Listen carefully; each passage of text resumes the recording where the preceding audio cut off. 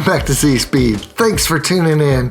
Today we're going to be going over a simple and cheap way to do a PCV valve delete on the 350Z. These things are notorious for getting all kinds of waste gases from the valve covers into the plenum. If you've ever done a valve cover job, you'll know firsthand just how much oil really gets sucked into the plenum and the throttle body. It's amazing. So we want to circumvent this and keep that plenum nice and clean, especially if you've done a valve cover job and you've got it all cleaned out. You really don't want to recontaminate it. So I've had a lot of questions about the driver's side delete that I did on my valve cover, and I'll go into more depth on that, how I did that. And the passenger side is actually quite simple.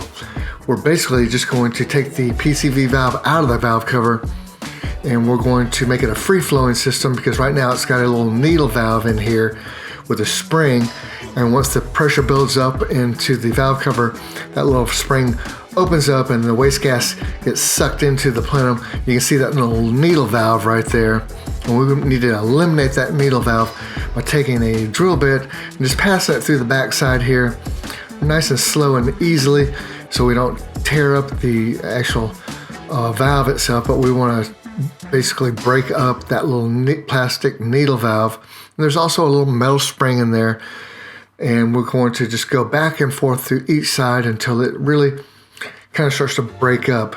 Once you get it to break up, you can go ahead and start to kind of shake out the pieces until you get most of it out. And if what you can't get out, I went in with a pair of tweezers and pulled the little spring out and bigger chunks of the little needle valve. Once I got it all cleaned out and shaken out, I took a little compressed air and blew it all out, and that's all there is to it. That's now hollowed out. It's a free flow system. You can just screw it right back into the valve cover, nice and easy. And then you can take one of these little aftermarket filters that you can pick up at AutoZone, or you can go on Amazon and take a little hose clamp and fit it around the bottom of it right there, and just pop it right onto the PCV valve, and boom, tighten that little hose clamp up, and you're pretty much done with the valve cover delete, which is nice and simple. Now we still have to deal with the little tube that goes into the plenum, and I'm going to talk to you about that in just a second. But yeah, this is all it takes to really delete the passenger side, and it's not that hard at all.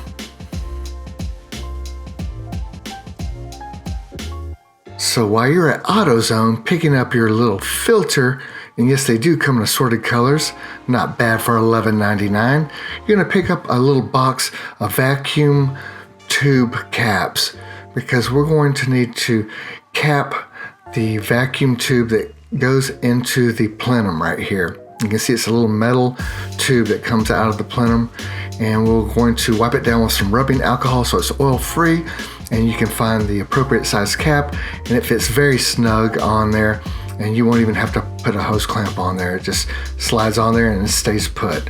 You can see my filter and my hose clamp right there work perfect right there, just enough room for it. And now we're ready to go ahead and do the delete on the driver's side. And it's going to take 3 pieces here, and I did have to pick up some tubing from AutoZone because I didn't want to cut my original tubing. And you can just measure it out, take your old hose in there, and you can match it to this hose. And you just don't want it too long. You don't want it to butt up against the firewall. So you're going to also need a filter as well. And then we'll need a little elbow, which is actually a plumbing elbow from Lowe's, and it's called Rainbird, and the part number is A50866.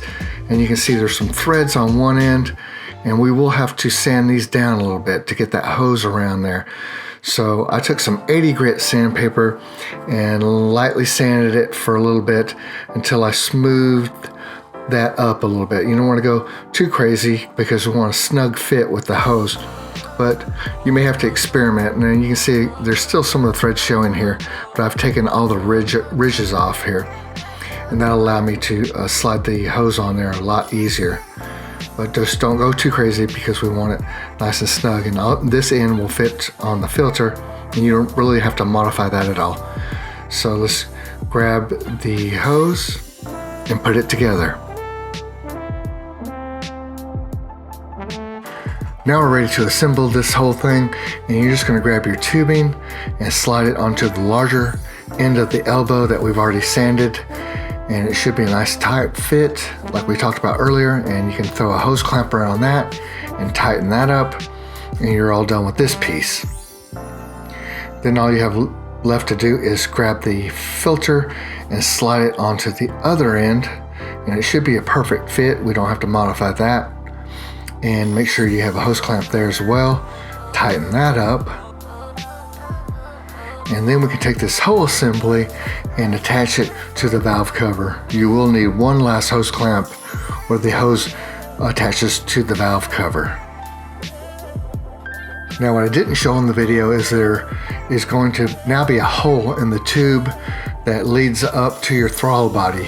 This tube right here that we removed from that actual intake tube that attaches to the throttle body will now have the hole where this tube originally attached. And you'll need a stopper for that. Now, worst case scenario, you could even use, I guess, a piece of duct tape if you had to.